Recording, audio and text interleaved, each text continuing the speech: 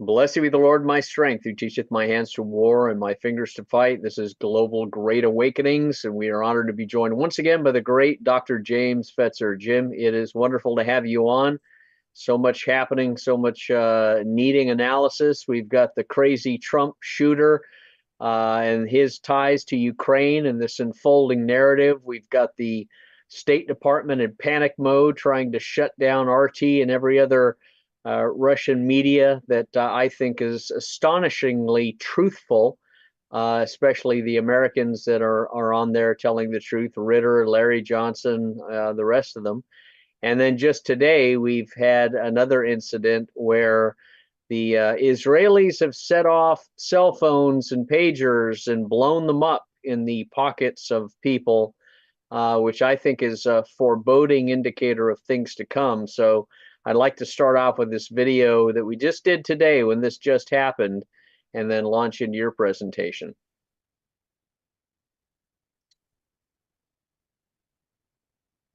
There we go.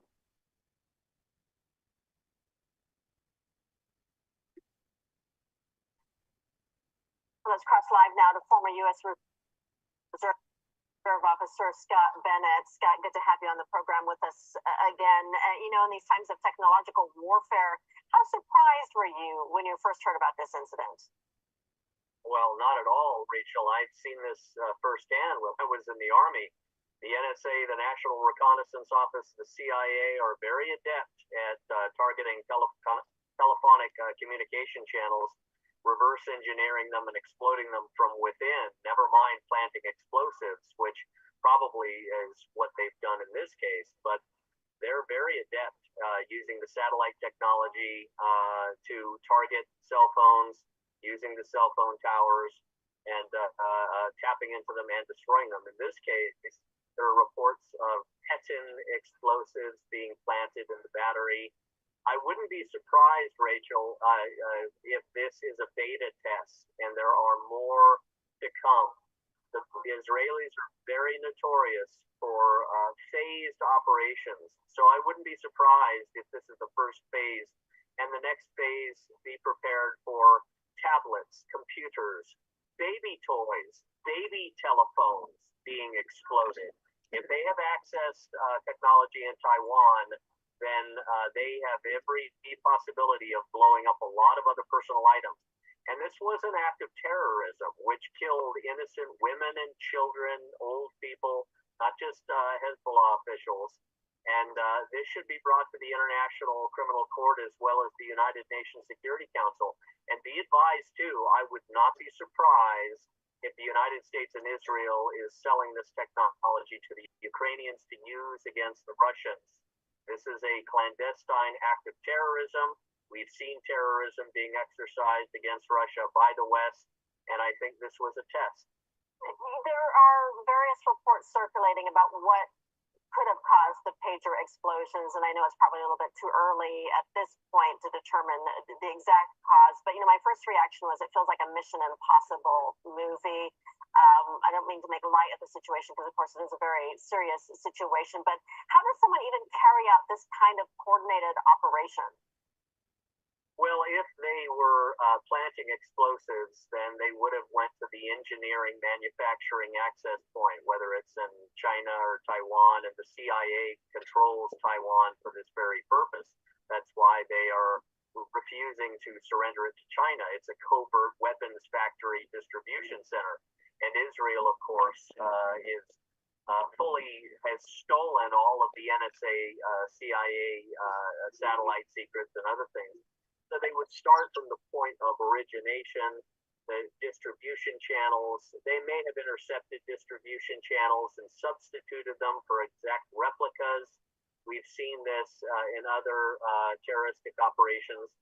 And then in the distribution points within Lebanon, they would have had Mossad and Shin Bet agents as the distributors and disseminated them out to the regions in the areas which they were targeting, whether because of the Hezbollah population or just to have maximum impact.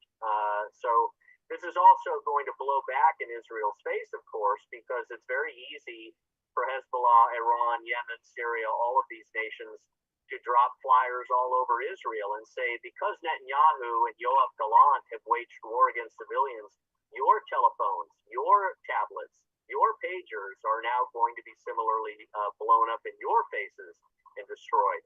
That would cause an enormous panic in Israel. So what they've intended to panic Lebanon with, I think, could be used to actually stir panic and terror in the Israeli hearts and minds. So I definitely think it will come out in the coming days as forensic analysis shows. But be advised, again, I'm very concerned that the Israelis, who have no loyalty or morality whatsoever, are selling and advancing this sort of covert clandestine weapon operations against Russia, against the Donbass, against any areas they can in an attempt to terrorize the community. And I do believe that they want. Scott, Israel has been threatening for months to invade Lebanon and deal with Hezbollah the same way that it's been doing with Hamas in Gaza. What kind of fallout do you think that this could mean for the region's security?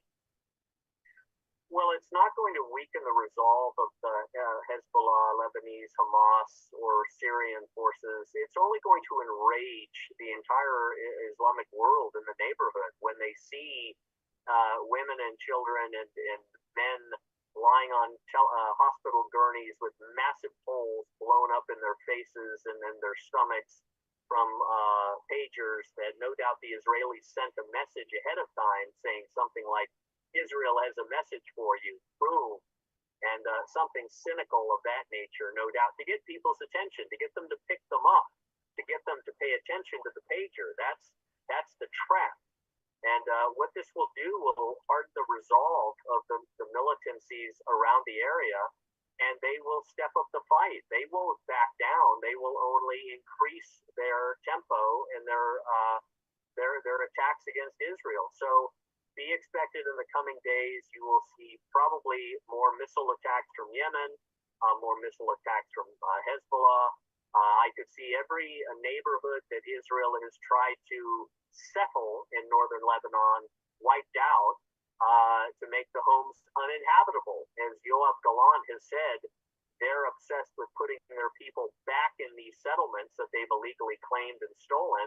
Well, these settlements just need to be made uninhabitable. And I think you're going to see an increase in this.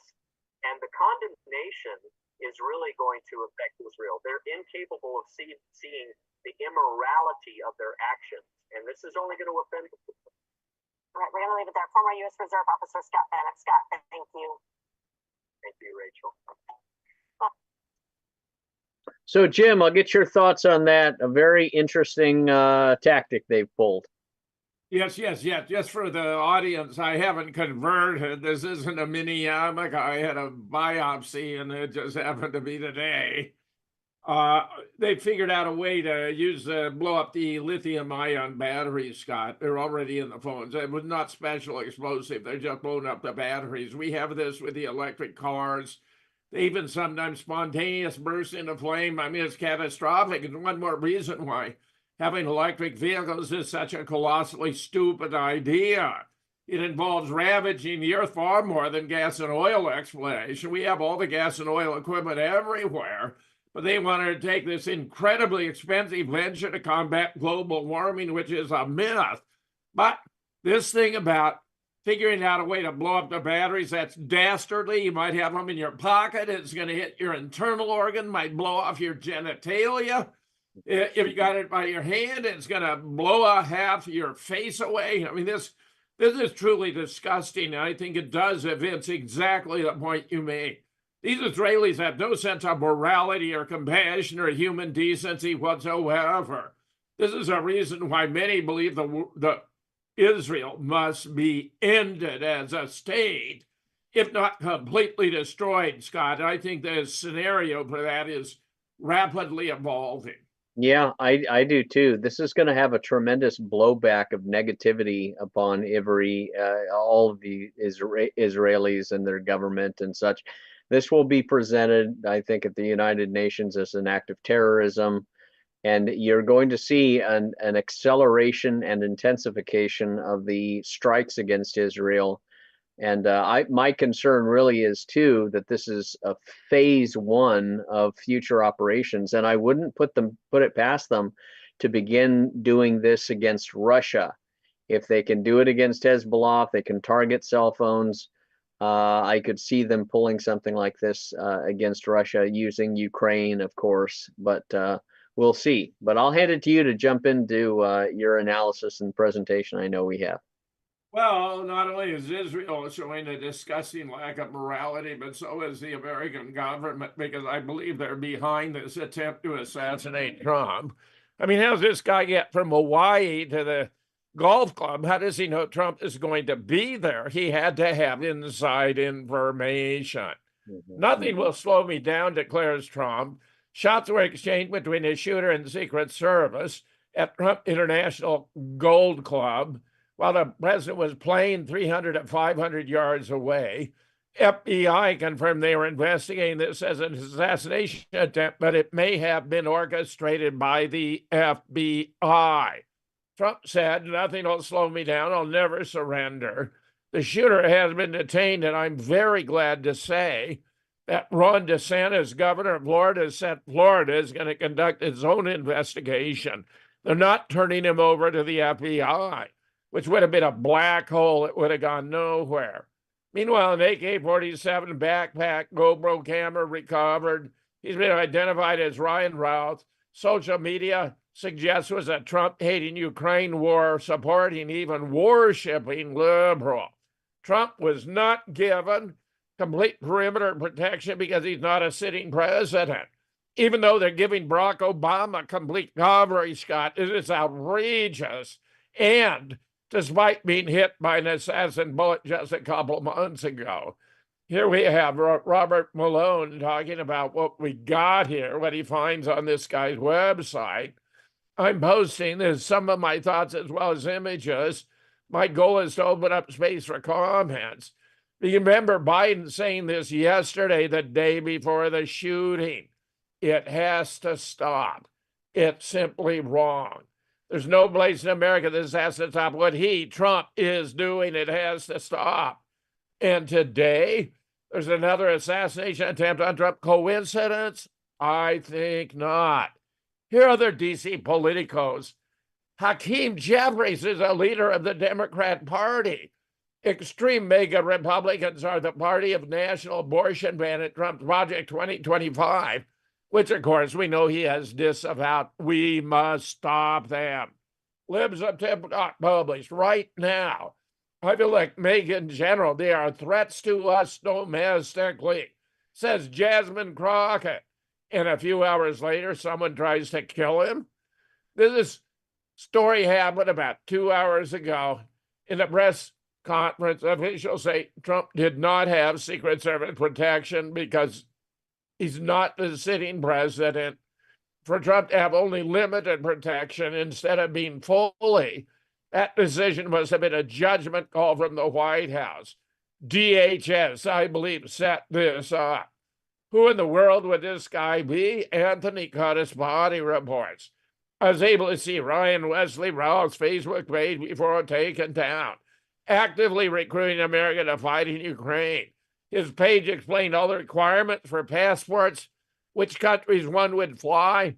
When I tried to go back to the site to take some screenshots, it had already been taken down. I'm no expert in this, but if that doesn't look like a situation right out of a CIA playbook, I don't know what does. I'll also say there was nothing I saw on this Facebook that had anything to do with domestic U.S. politics or Donald Trump. It's all about getting people to fight in Ukraine, of course, on the side of the Ukrainians. Meet Ryan Wesley Roth, a Democrat from North Carolina, moved to Maui to work with FEMA building shacks. He's been to D.C., works with the government, been working with Ukraine to recruit soldiers. He stands against everything Trump stands for and believes Trump is a menace. I took screenshots. If it clicks done, I can post those. It's already been removed. Look at the lower right. It's already been removed. Here we have Ryan Roth. We currently need Afghan Special Forces soldiers who speak perfect English. Send me your passport, military certificates and CV in one file to WhatsApp, do not call me. Make what you will of the above. Meanwhile, earlier today, I had a DC Gov troll query me. How come I was adding to the conspiracy theory by posting about the shooting? Why couldn't I just wait until the news story came out from reputable sources? In other words, let the government propaganda be published, and then we can all bow down to it rather than exercising any initiative. I just block the troll, as I always do with bots. Here's the reason why we need to review everything coming out and post what we can find, because mainstream can't be trusted, lost all credibility, because mainstream is biased, because mainstream goes back and edit news stories in real time. We need to document things as they happen. For example, Kamala being labeled the border czar has been edited out of news stories from years past, edited out in the last month. One has to go to the Wayback Machine to find evidence. Yes, indeed, she was called that. We all know it. We all read it at the time. This is how sneaky they have become. Mainstream has already changed the story on this shooting. Either lied initially, got the reporting wrong. We have to call them out and question everything. Trust is broken. Citizen journalism will save America, not the state-sponsored legacy media. Here we have Tony Segura. We are very, very early in our data analysis. Inaccurate overview still developing, but there are tons of messages between Ryan Roth and this person. Is this his CIA handler? I dare say it is. Dr. Sue Kim.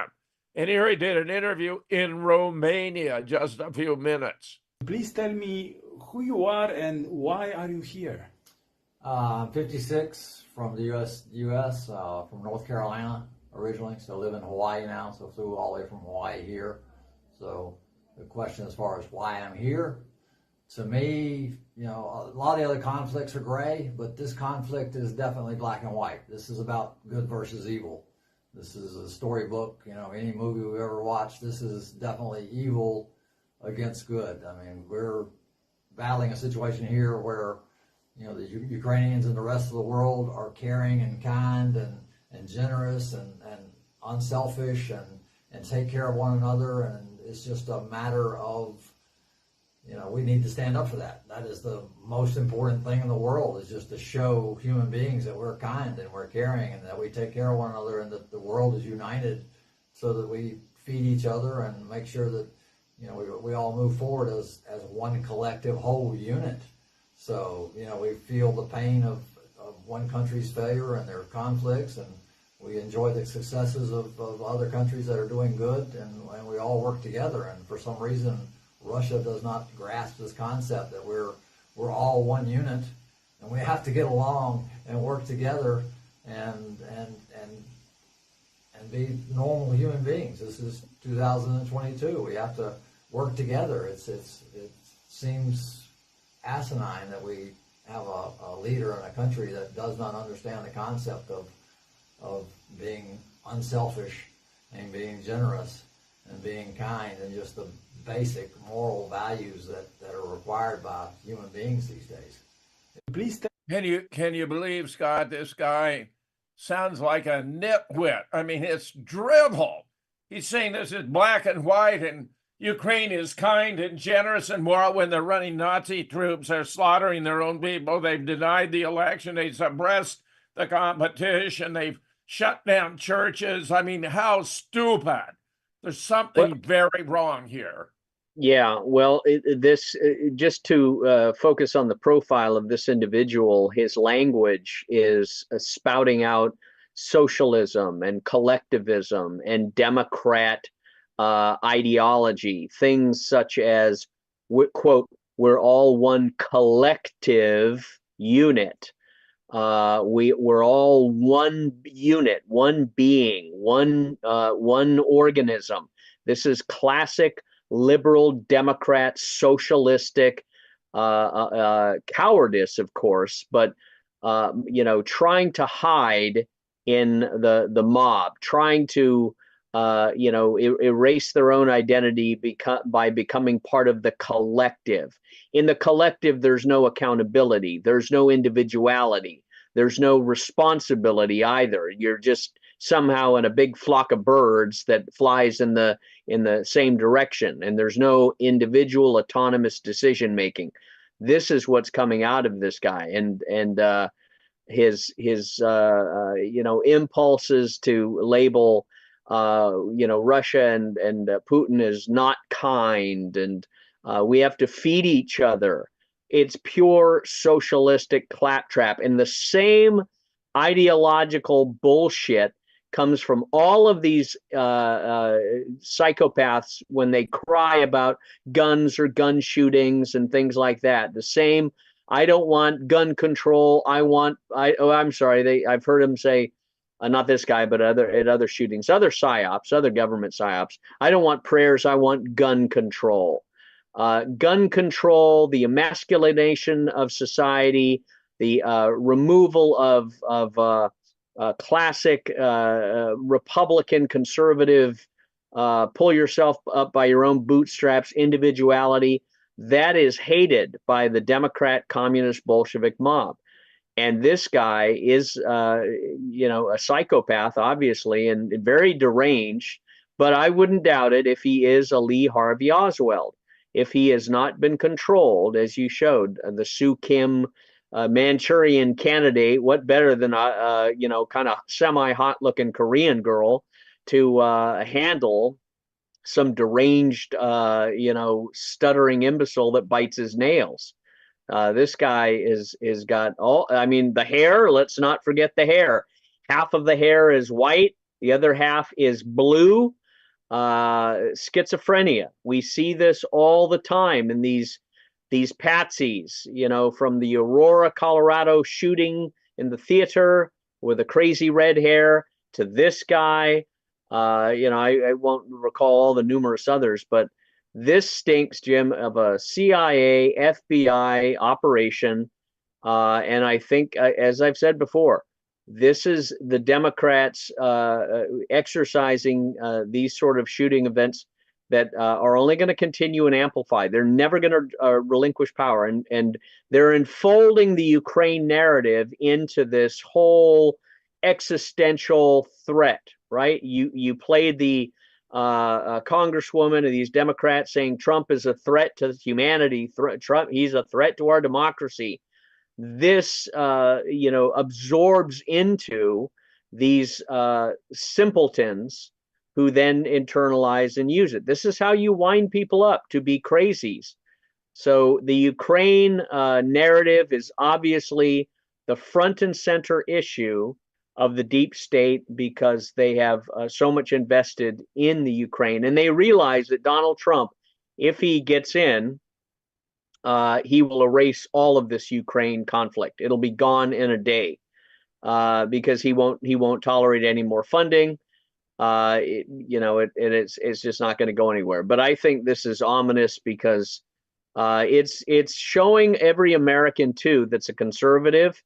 It is time to wear guns on your hips because crazies like this are out there trying to destroy this country, shoot the president, and turn us into some collective unit. Jim?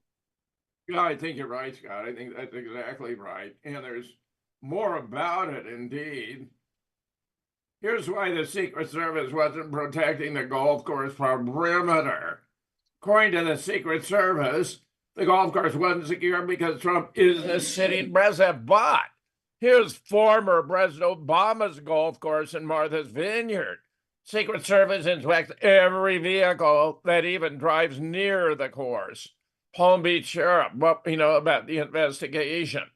Called in by the Secret Service because we're in constant contact with them. We were notified. Our units immediately sealed off the area. Fortunately, we were able to locate a witness that told us, hey, I saw the guy running out of the bushes. He jumped into a black Nissan. I took a picture of the vehicle and the tag, which was very helpful. With that information, our real-time crime center set out an alert to license plate readers, and we were able to get a hit on the vehicle at 995. It was heading to Martin County. We contacted the Martin County Sheriff's Office, alerted them. They spotted the vehicle, pulled it over, and detained the suspect. Afterwards, We flew the witness to location. He identified the suspect as a person he saw running out of the bushes and jumping into the car. In the bushes where the suspect was hiding, we found an AK-47 style rifle with a scope, two backpacks hanging on a fence containing ceramic tiles, and a GoPro, which the suspect intended to use for taking pictures. Those items are currently being processed. The Secret Service agent, of course, did a fantastic job. We have an agent who stayed one hole ahead of where the protectee was. He was able to spot the rifle barrel sticking out of the fence and immediately engaged the suspect, at which point the individual fled. So that's what we know about the investigation. Here's Health Ranger Mike Adams. A source tells me the leak of Trump's whereabouts is coming from Homeland Security, not the Secret Service. Homeland Security is leaking information details to FBI, and the FBI is running the assassins. The entire top leadership of the FBI is desperately trying to figure out how to eliminate Trump, while loyal elements of the Secret Service are trying to stop it. Homeland Security and U.S. State Department are full-on treasonous criminal ops at this point. If Homeland can't eliminate Trump soon, State Department will make sure a war begins with Russia. If they fail, hundreds of top people in FBI and Homeland are going to either flee the country or be criminally prosecuted under a Trump presidency. That's what's at stake. Scott, your thoughts? Well, I would like to believe that Trump will appoint a attorney general that is like Clint Eastwood in The Good, the Bad, and the Ugly, and just shoots all these bastards and puts them up after due process of law. I'd really like to believe that, but based on prior performance, I'm always a little bit of a doubting Thomas with regards to this. But it should be what's done. He should have done it under Hillary Clinton. And he was betrayed and sabotaged from every angle. And they of course invented the Russia hoax, and Obama started the war against Russia in 2016 by expelling RT and expelling the Russian consulate in San Francisco, and then tying this around Trump's neck for 2 years in the Mueller investigation. Now they're dishing it out all over again, shutting down RT, stopping people like Scott Ritter from writing articles from RT. They haven't stopped me. I went ahead and I'm continuing to do interviews on RT, and I say to hell with anyone. I will fight anyone to the death who tries to stop my freedom of speech. That's what this country was made of, was the freedom of speech. And anyone that doesn't stand and say, no, I will not bow down to a Homeland Security, FBI, or any of these other traitors who are domestic enemies because they are undermining and attacking the Constitution, isn't worth being called a patriot. This is the time to stand up. What Mike Adams is saying is very ominous. I hope it's true. It's pretty much a pretty solid line in the sand, or a fire across the bow, when he says Homeland Security and FBI are treasonous actors, agencies. We'll see how this goes. Again, Jim, we've talked about it. I've been reluctant, but I have to admit and say I think we are heading to an inevitable civil war, revolution, whatever you want to call it. And it's not Republican conservatives against liberal Democrats. It's the deep state government tyranny, police state agencies against the conservative patriot types. And I think that's grown to 60% of the country, 65, maybe 70% of the country, that have with their own eyes recognized the weaponization of the Justice Department, of the FBI, what they did to Trump, going after him, prosecuting him, inventing all sorts of nonsense, from the rape of the ugly old hag in New York to accusing him of improper accounting, all of these things. It's the death of our republic and the rise of a police state unless it is exposed and destroyed.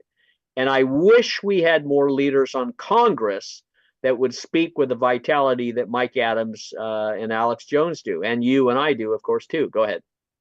Yes, Scott. Well, we have next an interview you gave, which I thought was very, very good. Excellent. All right, let's cross live now to Scott Bennett, former U.S. Reserve officer. Scott, local law enforcement complimented the work of the Secret Service during the briefing. So this reaction differs quite a bit from the response after the Secret Service failed to protect Trump in July when he, during that assassination attempt where he was nearly shot in the head. What are your thoughts? Did the Secret Service do its job today? Well, first of all, Rachel, it is an honor to be with you as an American commentator on RT, the only network that seems to be telling the truth on this and so many other subjects. So I just wanted to applaud RT in standing for truth around the world when so many others are desperate in propaganda. And this seems to be moving in a direction of either you have the lunatic left Democrat pro-Ukraine warmongers who are desperate to remove Donald Trump because he's against all of that, or you have a concerted, planned conspiracy within the highest levels, even the mid-levels of the Secret Service, as you intimated, that are purposefully organizing themselves in a way that is very deficient in the protection that they provide to President Donald Trump. And I think it is a very real indicator that President Donald Trump needs to immediately complement his security force with former military retirees, Delta Force, Special Forces, Marine Recon, because he obviously cannot rely on the Secret Service. And I wouldn't trust any of their black-slapping, flatulent, self-aggrandizing compliments to each other.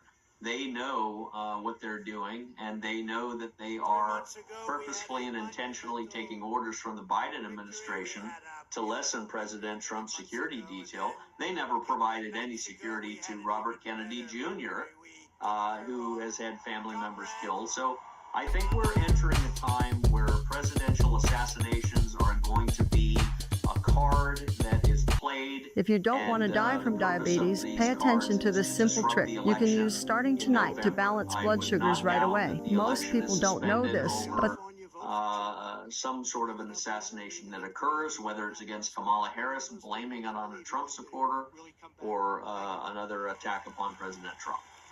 Scott, there have been some reports that I've seen that the alleged suspect had made several anti-Trump posts on social media, and he was also reportedly involved in raising funds for Ukraine and had even traveled to the country. I've seen some of these posts by the alleged shooter who did seem to be quite passionate about his beliefs. I don't want to speculate, but what are your thoughts on that?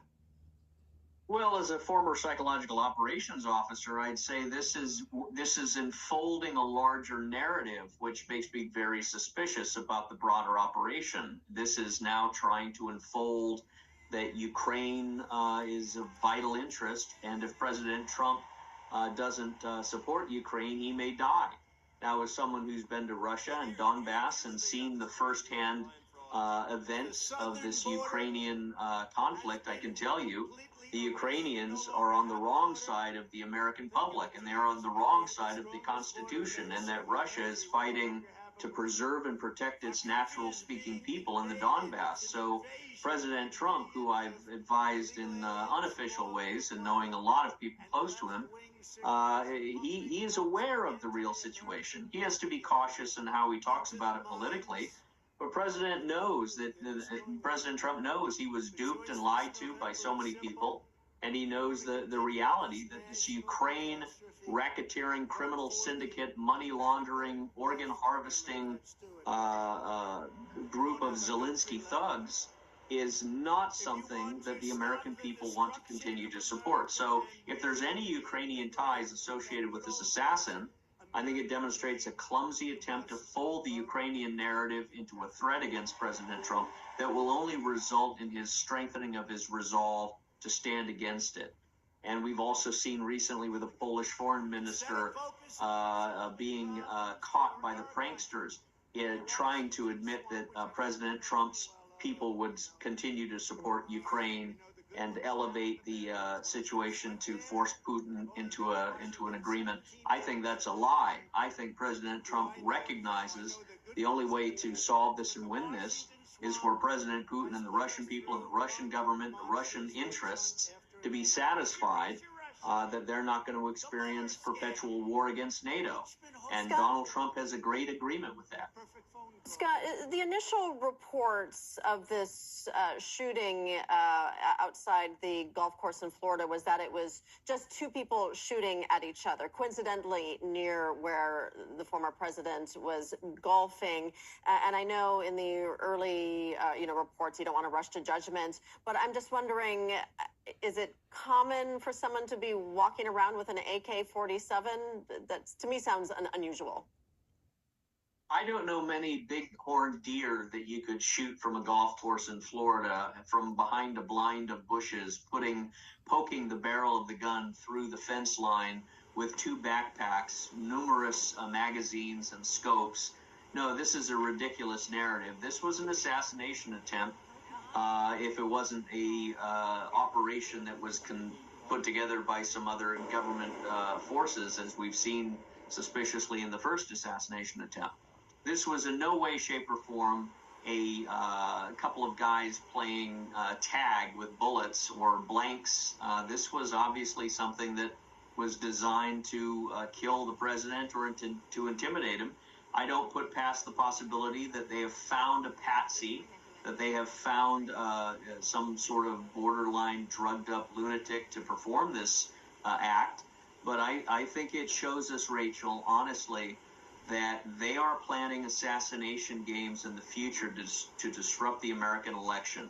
They may assassinate Kamala Harris and blame it on a Trump supporter. And this could be the kindling for that fire that they're going to ignite. And they may replace Kamala Harris with Gavin Newsom or Megan Whitmer or Murphy or an assortment of other handpicks and pull in an October surprise. So don't be surprised if they coordinate an assassination with President Trump or Kamala Harris with other operations that they're going to be conducting and attacking Russia. I wouldn't put them past them to attack Russia during the BRICS meeting with missiles and drones from Finland, Sweden, and Vermont against Vermont or elsewhere. We're witnessing the meltdown of the deep state, the meltdown of the dollar. And because of that, they're going to be amplifying their attacks against Russia. And this seems to be a tactic and a broader operation. Well, it is going to be a bumpy ride for sure as we get closer to the election. Scott Bennett, former U.S. Reserve officer. Scott, thank you. Thank you, Rachel. I thought that was an excellent interview, Scott. And you're certainly making the rounds on RT and other networks. Have we lost you, my friend, temporarily? No, I'm here, Jim. I think it's interesting because Mike Adams essentially said the same thing in that other story that you showed, that if they can't get rid of Trump, they're going to try and trigger a war with Russia to create the conditions of, a police state and anarchy. I think that's really what the Democrats and these globalists are hell-bent on doing, creating a state of anarchy and chaos and revolution and violence and Trump supporters are evil. I honestly think they have entered that level of madness. So people really need to be prepared to scrutinize and exercise prejudice and exercise their right to keep and bear arms to defend themselves in these coming days and times. The days of liberals guilt-tripping conservatives over Trump or principles of traditionalism and religious values or moral values, all of that is over. We are not going to be able to survive if we tolerate them. And this is an existential war for the soul of the United States, Jim. Oh, I agree completely, Scott. And of course, meanwhile, we have other developments. Following Putin's warning that any attack on Russia with these long-range missiles will be treated as an act of war, NATO flips. That didn't take long.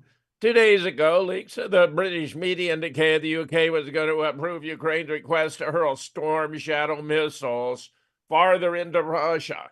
Congressman McCall also let it be known the Biden admin was going to jump aboard and approve the use of ATACMs and JASSM missiles inside Russian territory. That was then. Today, following Putin's warning of yesterday, any such strike would be viewed as an attack on Russia by NATO and would result in retaliation. The press was informed the U.S. and the Brits were not going to give Zelensky what he wants.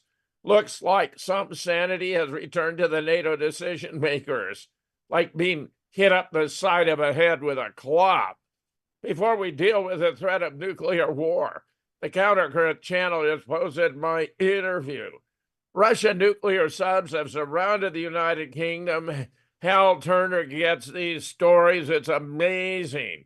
On September 12, 2024, at least 3 subs known as Project 85, yes, and Glass of the Russian Northern Fleet, armed with Zircon hypersonic missiles, left their home base at Severomorsk and headed toward the Atlantic. The map below shows the location of the submarine base. There it is. This was the same day British PM Keir Starmer departed the UK for a meeting with Biden in Washington to discuss granting permission to Ukraine to attack Russia with Western-supplied non-range missiles. According to the authoritative military expert McHale, code or not, the subs left their home port and headed to the Atlantic for a reason, especially considering this happened the very moment the West began to declare would allow Ukraine to use these long-range weapons against military installation inside Russia. Kordnak expressed confidence they are already off the coast of Britain, waiting for the order to attack. According to him, if British Storm Shadow cruise missiles fly toward Russia, these submarines will destroy the facilities of the British division of the Pan-European Missile System Company, MBDA, specifically the facilities in Steverange, Bristol, and Bolton, UK. Meanwhile, Russia says it could combine with China, both face threats from the U.S. Maria Zakharova, whom you know, has made that declaration. I'd like to remind you that Moscow and Beijing will respond to double containment with double counteraction. Zakharova said when asked about plans to deploy a Typhoon missile system to Japan for several months. A Typhoon is a new missile developed by the U.S. that would have been banned under the INF treaty between the U.S. and Russia that Trump, in my opinion, inadvisably tore up in 2019. The INF prohibited land-based missile system with a range between 310 and 3,400 miles. The Typhoon can fire nuclear-capable Tomahawks, which have a range of over 1,000 miles. The U.S. recently deployed a Typhoon system to the Philippines and is planning on sending it to Germany by 2026, which Russia views as a major threat.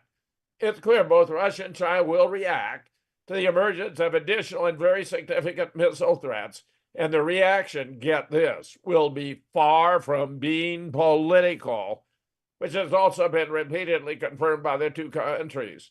Her comments came amid large-scale Russian naval drills that the Russian military said involved over 90,000 personnel, 400 warships and subs, and 120 aircraft.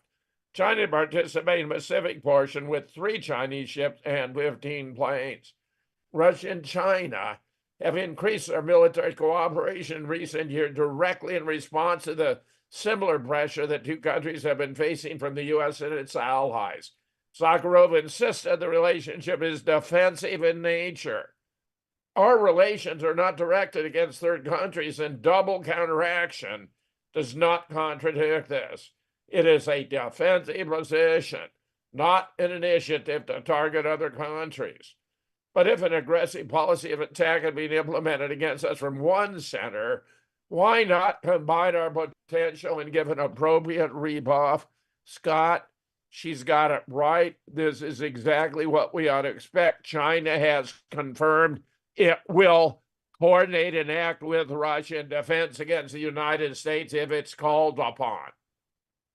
Well, it's like a Risk game. If anyone's played Risk, you have a map, global map of the world, the United States, Europe, Africa, Asia, and Australia.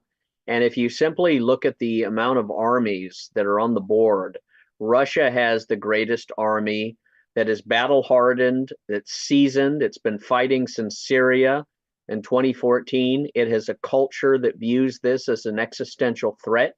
It has, as part of its lore, myth, poetic identity, its history, that Russia has always been attacked. War is a constant in the Russian saga. So when this happens, it's not surprising to them. It's sort of, they treat it very nonchalantly. So they are reacting in a very slow burn way.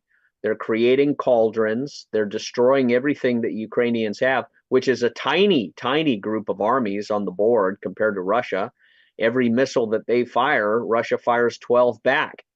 So Russia is not rushing in to destroy Ukraine. It is slowly devouring them one army at a time. And this adventure into Kursk was a fantastic failure. And you've accelerated the Russian progression through Donbass, and you are going to only accelerate their inevitable collapse of Ukraine as a whole. I do predict the West is going to attack Russia during the BRICS conference. They're desperate to provoke them. And I think, honestly, Jim, as crazy and mad as it sounds, they're going to do it because their real objective is to transform themselves into victims. This is the British. This is the Americans. This is the deep state, France, Macron, Schultz. They want to transform themselves into victims and try and resuscitate or reanimate or reincarnate some form of a World War II nostalgia.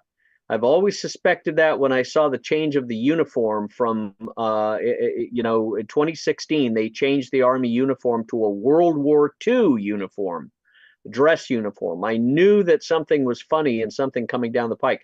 So I think they're going to attack Russia to create a war, to try and deflect the collapse of the petrodollar and initiate a police state, martial law in the United States, Britain, V for Vendetta sort of environment. Everybody should rewatch that film, V for Vendetta, because it has astounding similarities to the situation we're in now. Jim? Very nice, Scott. Very nice. A few more stories before we conclude tonight.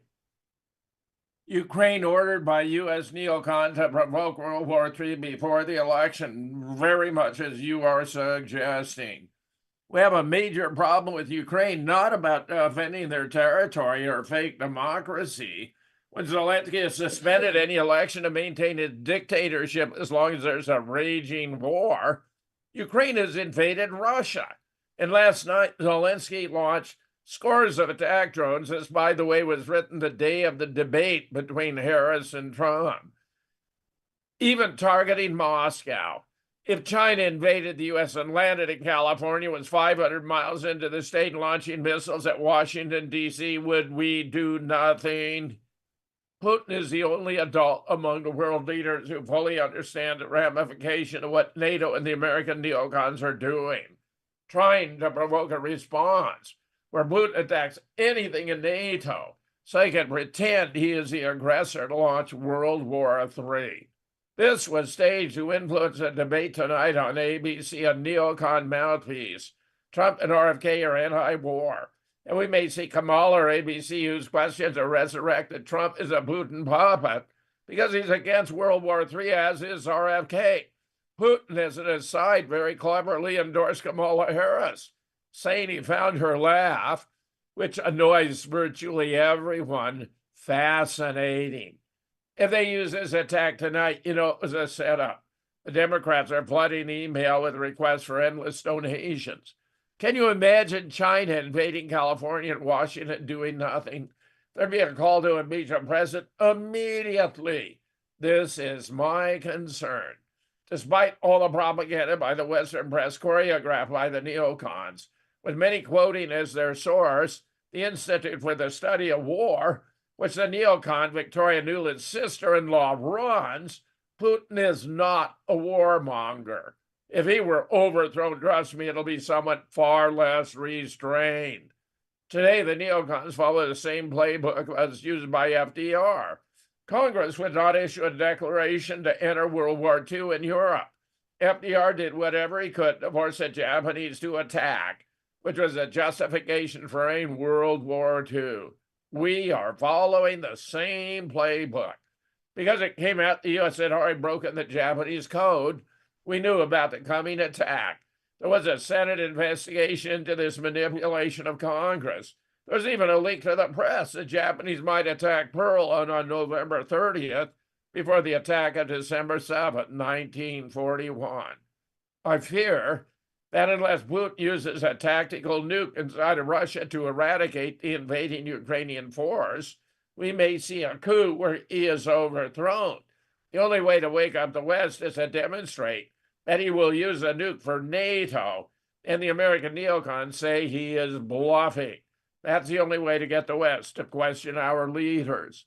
These neocons in NATO say Russia is weak to support the idea that Ukraine has invaded Russia, and they are weak so NATO can take Russia in just 3 days. This is why Adam Kissinger and Cheney's daughter are pushing Republicans for Kamala, because she is a stooge of the neocons, just like Biden. These people cannot sleep at night if there is world peace. They are the warmongers. It's like I punch you in the face and call it self-defense because I know you want to hit me first. Russia's version of neocons would respond if they overthrow Putin because they also want World War III. Every country has its left and right. The same is true in China. If these neocons see power worldwide and all three superpowers, we in for a very bad time. Then the nukes will be flying. Zelensky's an actor. He has destroyed Ukraine. Most he'll get trillions to rebuild Ukraine and line his pockets. Of course, our computer warns Ukraine will not exist as a nation after 2027. He hates Russians and wants to destroy the country completely. The Mr. in Estonia has come out and had the audacity to say Russia is too big and should be carved up, and the West will rape the assets of Russia, which was the goal of both Napoleon and Hitler. JFK had it right. Mankind must put an end to war before war puts an end to mankind. Scott, your thoughts? Well, Zelensky is a dead man walking. He will not live very long, whatever the time is, but he's dead. The Russians will never, ever surrender, and they will not balk or tolerate or listen to Donald Trump or anyone else that tells them to cease and desist or stop where they are. Nothing is going to deter the Russians from pressing forward and winning completely the defense of all of their people. And that's what this was always about, is defending the Russian-speaking people in Donbass and defending Russia as a whole. We have watched insidiously and slowly the West and NATO encroach and insert itself, brainwash Ukraine, transform them into a Frankenstein army to turn against their brothers in Russia. And that was astonishingly successful. To turn these troglodytes into suicide bombers, kamikazes. But the result is too, they've been destroyed. 800,000. McGregor has said this very well. So Ukraine is no more. Zelensky, of course, is not the president. I think it's going to be broken up, of course, and watch to see the Ukrainian mercenaries coming out and being the new ISIS, the new Al Qaeda, the new terrorist force that the deep state uses in its various inflammation points. But the other thing is Iran, Russia, and China, and the BRICS multilateral world, multipolar world that's emerging.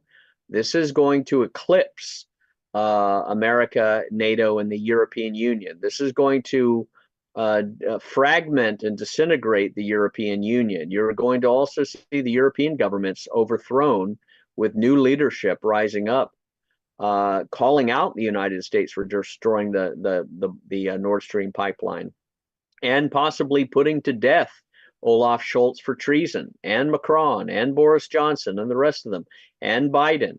We are entering a time where civilized men will put on the mantle of violence because the violence that's been done against them and the United States and peace in the world by liberal globalist fanatics who have been hell-bent on population reduction and mandatory vaccinations and homosexuality, wokeism, transgenderism, all of those forms of violence are going to be met with retribution and punishment.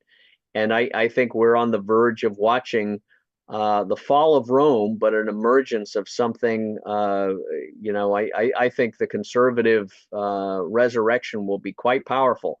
You know that from America, Jim. Conservatives, when they're pushed, will rise up, and they will never surrender, and they will never tolerate any kind of a fascist woke government. We're at the verge of seeing something totally new emerge in what was once the United States. Jim? God, I think you've got it exactly right, and the perfect point to end our conversation of this evening, my friend. Thank you for all of that. Thank you for your time, Jim. Thank you for the presentation. Very powerful, something to watch. Keep an eye out for future Trump assassins. I do predict they're going to assassinate Kamala Harris and flip in someone new under Biden and try and declare some sort of a police state before the elections. I predict, as much as I hope we'd have a fair and free and soothing and smooth election, I think they're going to cause all sorts of assassinations. And these lead ups to Trump may be simply seeding their real plan, which is separate Kamala Harris from Biden by saying she's going to run and not be vice president anymore, kill her in an assassination, blame it on a Trump supporter, appoint Gavin Newsom to be the vice president of Biden, kill Biden or say he died in his sleep, and then Gavin Newsom becomes president or someone else, and then they declare the suspension of the election because they'll set off some sort of a bomb, dirty bomb, or other attack against the United States, and blaming it on Russia, blaming it on Iran. That's the other thing, this crazy lunatic who tried to shoot Trump, he had written in his book, memoir, whatever, Iran, you're okay if you assassinate Trump, alluding to the JCPOA deal that Trump pulled out of. When I saw that, I thought, now it's clear. They are trying to set up Iran to take the fall for any negative attacks against Trump or inside this country. The fact that attempted assassin lunatic wrote about Iran and how he sympathized with their right to kill Trump tells you what their real target is, Jim. I'll let you finish with the last minute. Go ahead. God, I think you got it right. They want to tie in Iran what Israelis want more than anything, what the Zionists want more than anything, is for the U.S. to attack Iran. I'm afraid it's not going to work out the way they want, even should it come to pass. We're in for big surprises, Scott, from Iran, from the Houthis, from Hezbollah, and most of all from Russia. Mm-hmm. Amen. Thank you so much, Jim, for joining us. And thank you for joining us on Global Great Awakenings. Go to the website, greatawakeningstv.com. And if you want to get any of the Indian black salve for cancer treatment, go to destroy-cancer.com. A miracle cure, and we hope it'll help you like it healed us. We will see you next time. God bless you. Good night.